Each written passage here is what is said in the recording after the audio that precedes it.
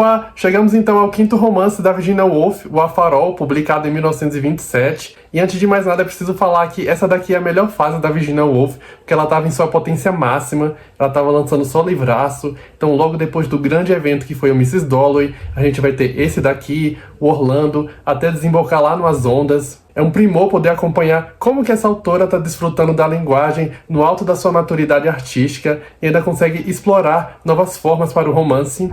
Isso porque o A Farol ele é diferente dos demais romances da Virginia Woolf, porque embora aqui a gente vai encontrar aquele mesmo estilo dela, o fluxo de consciência, os múltiplos pontos de vista, ela vai tensionar ainda mais a maneira como que ela trabalha a passagem do tempo, a memória enquanto fragmentos que só podem ser alcançados através de associações externas. E tudo isso vai ser estruturado dessa vez na forma de uma grande elegia familiar, porque neste aqui, no A Farol, a Virginia Woolf vai se lançar num processo de se reconciliar com a sua família, mais especificamente seu pai e sua mãe, que na época da escritura desse romance já eram falecidos há muitos anos. Então, aqui nesse livreto, que veio com a minha coleção aqui da Novo Século, intitulado O Discurso Político e Poético da Virginia Woolf, a professora Maria Aparecida de Oliveira vai destacar um trecho de uma entrada aqui da Virginia Woolf do diário dela, em que ela vai falar justamente sobre a concepção do A Farol, e é um trecho que, a partir do qual é possível traçar muitas ideias a respeito desse romance aqui. Eu vou só ler rapidinho para vocês. Então, ele vai dizer o seguinte: aniversário do meu pai. Ele teria hoje 96 anos. Sim, e poderia ter chegado aos 96, como outras pessoas sabem, mas, felizmente, não. Sua vida teria acabado com a minha. O que teria acontecido? Nenhuma escrita, nenhum livro. Inacreditável. Eu costumava pensar nele e em minha mãe diariamente, mas escrever ao farol os organizou em minha mente. Então, a partir desse trecho aqui, a gente se pergunta como que é possível estabelecer esse diálogo com os mortos de maneira que nós, os vivos, possamos nos resolver com eles. Em que momento, que gesto, que situação melhor incorpora esses fantasmas que são as impressões muitas vezes contraditórias que se tem do seu pai, da sua mãe. A Virginia Woolf, então, encontrou a maneira ideal para isso, porque na forma em que esse livro aqui é concebido, justamente ali na família Ramsay, que vai protagonizar esse romance, a gente vai testemunhar todo esse movimento de um ciclo que se encerra. Mas finalmente falando sobre o A Farol em si, esse romance aqui vai ser dividido em 3 partes. Essa primeira parte, intitulada A Janela, vai começar numa casa de verão, ali numa ilha remota na Escócia. Então aqui a gente vai ter essa família, os Ramsay, que são o senhor e a senhora Ramsay, e seus 8 filhos, que estão recebendo alguns amigos ali. Então você vai ter escritores, cientistas, intelectuais, uma pintora. A gente vai ter também o pequeno James Ramsay, que é o caçulinha da família, que quer ir ao farol, que fica do outro lado da costa, e a mãe gostaria de levá-lo até lá, só que o pai dele não acha que vai ser possível. E de fato, esse plano de visitar o farol no dia seguinte vai ser interrompido por uma série de eventos muito triviais, contudo bem significativos. Já na segunda parte, O Tempo Passa, a Virginia Woolf retrata a passagem do tempo após este passeio do farol que não aconteceu, e na terceira e última, a narrativa vai retornar então à casa lá dos Ramsay, onde os membros sobreviventes da família e também alguns convidados finalmente vão poder fazer a viagem ao farol. Então, gente, antes de tudo, é interessante como que vai ser colocado aqui, ao meu ver, nessa primeira parte, essa dualidade entre o pai e a mãe, essas forças que competem entre si. Então, de um lado, o acalento e a proteção feminina contra a tirania masculina que tá ali para reprimir a sensibilidade, os desejos. A grande protagonista desse livro é justamente a mãe, a senhora Ramsay, que vai ser essa força gravitacional em torno do qual grande parte das impressões dos personagens vai acontecer. Ela é a senhora da casa, ela é a mulher que cuida de tudo e de todos.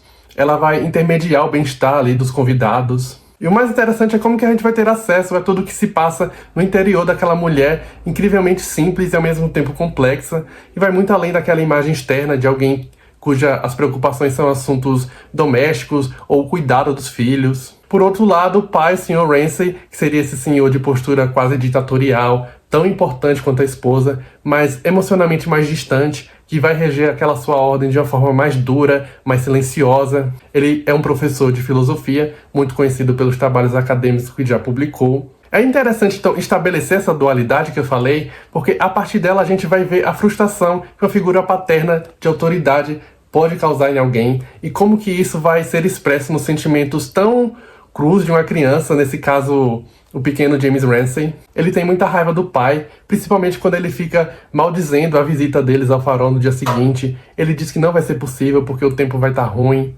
E realmente o passeio não acontece. Outro personagem que vale destacar aqui é a Lily, que é a pintora que faz parte ali do grupo e que tá tentando pintar uma tela com a senhora Ramsay. Só que ela não vai conseguir fazer isso daquela vez, porque tem outras coisas acontecendo ali e ela não vai de fato conseguir conceber uma visão de como que aquela tela deveria ser. Essa primeira parte então vai se encerrar com um jantar envolvendo ali os Ramsay e os convidados e vai ser bem, digamos assim, conturbado. Como então tudo isso funcionava? Como alguém julgava as pessoas, pensava nelas? Como somar isso e aquilo e concluir que gostamos ou não gostamos? E que significado, afinal, associamos a essas palavras? Então é aí que a gente chega à grandiosidade, que é a segunda parte aqui do Alfarol, né? O Tempo Passa. Esse aqui vai ser então o interlúdio, em que a Virginia Woolf vai contar o que acontece com os personagens ao longo daqueles 10 anos que se passaram sem eles retornarem à ilha. O que rolou então foi apenas a Primeira Guerra Mundial.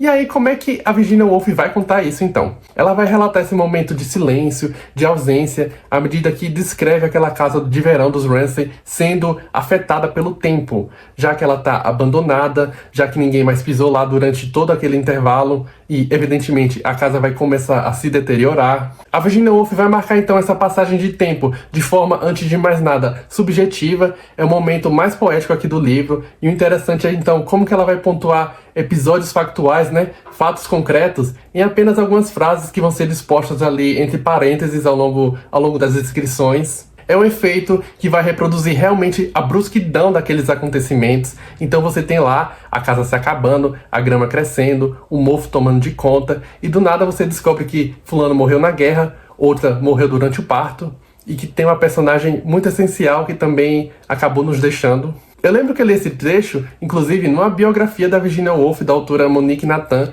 antes de ler esse livro, e é curioso como ele realmente funciona de forma independente. Então, se você parar só pra ler essa parte, o tempo passa, eu não acho que você vai sair com a sensação de incompletude, sabe? Obviamente, ele tem um efeito mais potente quando você lê o livro por inteiro, mas o que eu quero dizer é que ele realmente parece algo à parte e que ele se basta. Passando então adiante, na terceira e última parte aqui do romance, né, de nome O Farol, nós finalmente vamos reencontrar alguns daqueles personagens de volta àquela casa da família Ramsay, 10 anos depois, para aquele passeio ao farol que não aconteceu da primeira vez. Finalmente, então, o pequeno James, que agora já é um rapaz, vai conhecer o farol, mas em circunstâncias bem diferentes. E essa parte é interessante porque ela vai basicamente acontecer em duas situações que vão se intercalando. Então, enquanto o Sr. Ramsay tá ali no barco com os filhos, indo até o farol, a Lily, a pintora, né, ela fica na casa para finalmente terminar aquela tela que ela havia iniciado 10 anos antes. E aí é muito interessante como a gente realmente encaminha para um clímax em que aqueles dois núcleos vão finalmente fazer o que eles não conseguiram fazer naquela primeira visita, lá na primeira parte. Então, basicamente, a Lily vai terminar sua tela e o James finalmente se reconcilia com aquela imagem tirana que ele nutria do pai desde criança. Qual o significado da vida? Isso era tudo, uma questão simples, uma questão que tendia a nos envolver mais com o passar dos anos. A grande revelação nunca chegara. A grande revelação talvez nunca chegasse. Em vez disso, havia pequenos milagres cotidianos, iluminações, fósforos inesperadamente riscados na escuridão. Aqui estava um deles.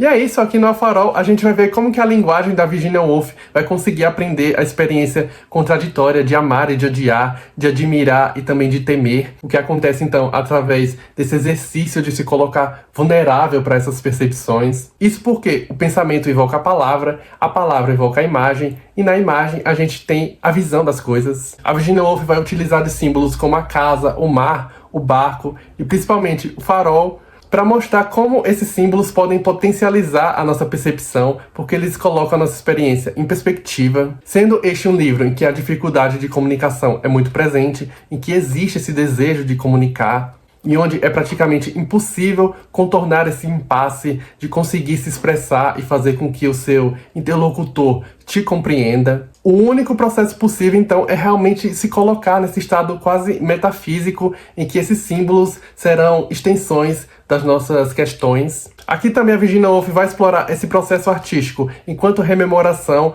o quanto que o fazer artístico também vai ajudar a concretizar a memória, a torná-la até mais objetiva. Além da personagem da Lily, então, o ato de dar cores e formas à memória e assim imprimir a sua visão vai perpassar justamente pela imaginação. Para finalizar, aqui no A Farol você vai ver também como que a morte acaba sendo esse véu conciliador para os vivos. Realmente é a grande contradição da vida, como que a morte, a mortalidade, talvez seja o distanciamento necessário para que possamos processar as nossas impressões sobre as pessoas e as nossas experiências com aquela pessoa. Porque essa tarefa é uma missão e é justamente o que a Lily vai fazer aqui com a sua tela, o James vai fazer com o Sr. Ramsay e a Virginia Woolf vai fazer com esse livro aqui.